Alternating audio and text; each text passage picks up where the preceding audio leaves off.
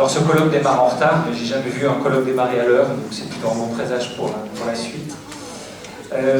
Mesdames et messieurs les membres de l'APSES, chers collègues, soyez les bienvenus pour ce colloque dont le thème expliquer et prévenir la violence qui touche la jeunesse en France me paraît à la fois très actuel. Il suffit de suivre le fil d'actualité des médias et l'écho qui est fait de ce type d'événement. Ça me paraît aussi très important parce qu'on sait tous que c'est devenu aussi un enjeu des débats politiques. Et puis malheureusement, c'est aussi un élément qui est très en résonance avec notre territoire. Donc je me présente, je suis Sébastien Gindre, je suis un des vice-présidents de l'université Grenoble-Alpes et je suis en charge plus spécifiquement du campus Valence-Drôme-Ardèche, puisque la particularité de cette université, c'est d'avoir le plus gros campus satellite de France, et donc avec une vice-présidence qui lui est dédiée et que j'ai la chance de l'incarner pendant quelques années. Donc je suis très heureux de vous accueillir ici au nom de l'université, bien évidemment, de vous accueillir ici à Valence et dans cet amphi Ricoeur, puisque Paul Ricoeur est né à Valence, ce qui explique la nomination de cet amphi. Quelques mots peut-être pour vous présenter l'université Grenoble-Alpes. Donc l'UGA, c'est une université qui est assez jeune en fait, qui est née en 2016, alors de la fusion d'universités plus anciennes, et puis aussi du regroupement avec l'Institut national polytechnique de Grenoble, donc 6 écoles d'ingénieurs, Sciences Po Grenoble, l'École nationale supérieure d'architecture de Grenoble, c'est une université donc, qui est jeune. Mais c'est une grande université, alors grande par la taille, puisqu'on accueille à peu près 57 000 étudiants, c'est pratiquement 10 000 personnes qui travaillent dans l'université.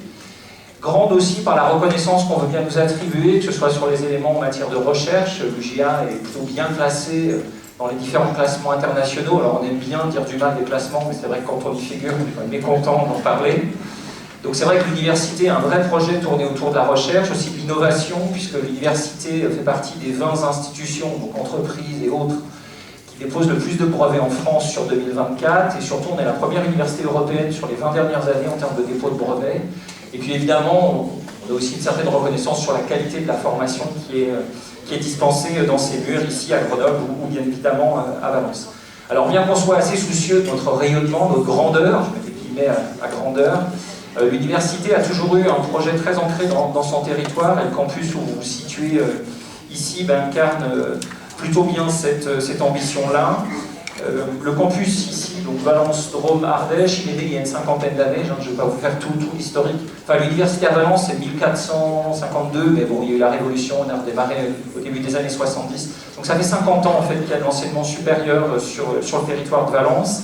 Et ça a un impact majeur, on forme des étudiants de la première année de licence jusqu'au doctorat, alors pas dans toutes les spécialités, mais on a une école, on a un laboratoire de recherche qui forme des docteurs, on forme des masters, on forme des étudiants ingénieurs, donc on a toute une diversité de formations. Et on a un impact fort sur le territoire. On a fait une étude d'impact il y a 3-4 ans qui montrait que pour 1 euro dépensé à l'université, c'est 49 € qui retombent sur l'ensemble du territoire, donc c'est significatif. On est un facteur d'attractivité. Valence est régulièrement classé dans le sommet des classements des villes de sa taille, et l'université est rappelée comme un des facteurs clés d'attractivité du territoire. Et puis aussi, on a une dimension sociale qui est importante. Je sais que vous êtes prof de sciences économiques et sociales, je fais des efforts quand même. Donc sur l'aspect social, on accueille 47% de boursiers à Valence. C'est 10 points de plus que la moyenne de l'université, c'est globalement 10 points de plus que la moyenne nationale, donc il y a un vrai enjeu de proximité pour des étudiants qui n'auraient probablement pas pu être étudiants s'il n'y avait pas ce service public de haut niveau, de qualité et de proximité. Donc c'est extrêmement important. Alors le lien avec le territoire, il existe, il est important parce que l'université à Valence, elle est née aussi d'une volonté du territoire, et je dois avouer que quelles que soient les orientations politiques, on a toujours bénéficié des soutiens nécessaires pour que l'université se développe et continue à exister, donc c'est extrêmement important. Puis surtout, on est convaincu de notre rôle à jouer en matière d'utilité sociale dans cet espace. En tout cas, moi j'en suis convaincu, et on essaye de faire bouger les lignes, que ce soit entre les micro-territoires, les quartiers, les villages, les villes, mais aussi entre les classes sociales. Je pense que l'université a encore un rôle à jouer dans ces dimensions-là. En tout cas, on essaye d'être un espace de brassage et d'ouverture. Je vais juste vous donner 2 initiatives qu'on a mis en place sur ces dernières années. Par exemple, on a créé ce qu'on appelle le CIO Support les Murs. Donc le CIO, vous connaissez, le CIO Sup, c'est la même chose pour le supérieur. Et en fait, on a mis en place un dispositif avec le soutien de la région pour aller dans tous les lycées de Drôme et d'Ardèche, pour développer des objets de médiation, pour être au plus près en fait, des lycéens et faciliter leur orientation. Et puis ensuite, on met en place des dispositifs pour les accueillir Ici, vous arrivez aujourd'hui, par exemple, il y a des cours ouverts pour les lycéens qui veulent s'inscrire, qui peuvent venir à l'université, tester un peu en amont ce qu'ils veulent étudier. Il y a des journées portes ouvertes. Et puis la deuxième initiative, qui est une expérimentation qu'on a lancée cette année avec l'AFEV, qui est une association qui sert à mettre en relation des étudiants et puis des collégiens, même parfois des enfants plus jeunes, pour essayer de leur donner une forme d'ouverture. Et donc on a lancé une expérimentation avec 2 collèges, un collège dans un quartier prioritaire de la ville, en l'occurrence le collège Labassade, Romans-sur-Isère, qui est à proximité de quartiers dont on a beaucoup parlé un peu trop dans les médias, et puis le collège de Saint-Jean-en-Royans, qui est une zone rurale. En fait, notre objectif, c'est à la fois d'envoyer des étudiants à la rencontre des collégiens, et puis à partir dans 15 jours, on va accueillir ces collégiens sur le campus. Ils vont s'asseoir dans un amphi, ils vont aller voir ce que c'est que le restaurant du Crous, ils vont tester différents espaces de l'université. En fait, l'objectif, c'est d'essayer de les aider à changer un peu leur représentation modestement. Ça prendra du temps, ce sera long. Donc on mesurera les effets peut-être à moyen ou en tout cas à long terme, mais en tout cas on essaye, on va répéter ces initiatives. En attendant de faire changer les choses, il faut d'abord comprendre ce qui se passe, donc j'espère que ce colloque nous donnera quelques clés de compréhension. Je remercie Régis Roussillon qui a pris l'initiative de me contacter pour ce colloque ici.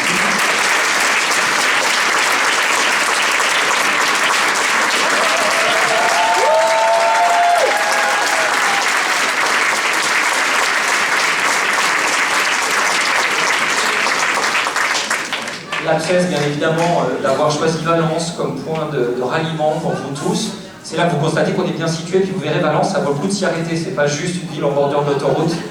Donc vous pourrez peut-être en profiter. Je remercie évidemment tous les intervenants, j'ai eu la chance d'en écouter déjà certains, de lire certains de leurs travaux, donc je sais que vous allez passer une journée extrêmement riche. En tout cas, je vous souhaite une très bonne journée, un très bon colloque à tous, et je vous remercie. Bonne journée.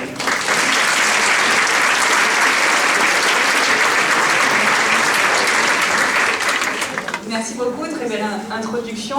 Pour notre part, avec Christophe, on va parler au nom de la FSU, donc la Fédération syndicale unitaire, qui est majoritaire pour nous dans l'éducation nationale en termes de syndicalisation et de vote aux élections professionnelles, et qui est très implantée dans la fonction publique d'État et la territoriale un peu moindre, mais tout à fait quand même. Et on est sous une forme un peu originale, puisque c'est la première fois qu'on fait quelque chose dans la Drôme d'aussi gros, en partenariat avec l'APSES et avec le soutien de la FSU nationale. On a découvert tous ces fonctionnements et c'est intéressant. Moi, ça permet de se relier. On a un grand rendez-vous avec presque 300 personnes et une douzaine d'intervenants et intervenantes. On est au carrefour de plein de questions sociétales et éducatives, et nous, ça fait partie de l'ADN de notre fédération, et on est persuadé qu'aujourd'hui on pourra construire pour pouvoir répondre à ces différentes problématiques-là avec les élèves, les familles, les médias, nos amis autour de nous. Voilà. C'est vraiment l'enjeu de la journée, et on vous souhaite de bien en profiter.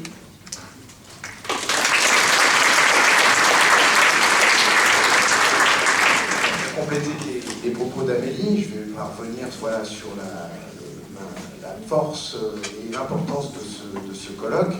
Nous remercions évidemment l'UGA de bien vouloir l'accueillir. Bien entendu, je voudrais juste ajouter quelques mots pour dire que ce colloque, en fait, il est peut-être le summum, la concrétisation en tout cas d'une démarche qui a commencé il y a déjà un petit moment, une démarche qui fait suite à des éléments particulièrement dramatiques, comme vous le savez, qui ont eu lieu dans le Nord-Drôme.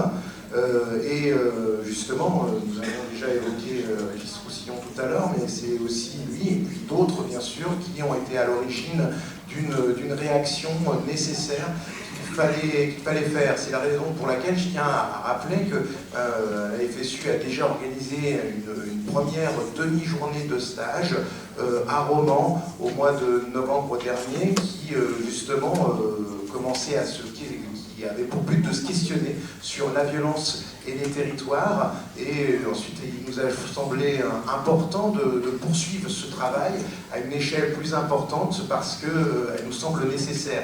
De la même manière, ont été également dans cette même logique de connaissance, de réflexion et puis aussi de transmission d'un certain nombre de savoirs pour pouvoir mieux comprendre ce qui se passe autour de nous et mieux contrer, mieux combattre un certain nombre de discriminations, un certain nombre de violences. De la même manière, des actions ont été menées sûrement par le biais de l'éducation populaire. Donc je pense que ce colloque est l'aboutissement de tout un processus qui, évidemment, ne peut se terminer aujourd'hui, mais nous sommes ravis de voir le succès de ce colloque dont le principal but, et j'insiste bien là-dessus, dont le but principal est bien non seulement d'acquérir des connaissances, mais surtout de les transmettre pour faire en sorte que, on puisse discuter et non pas se battre. Merci.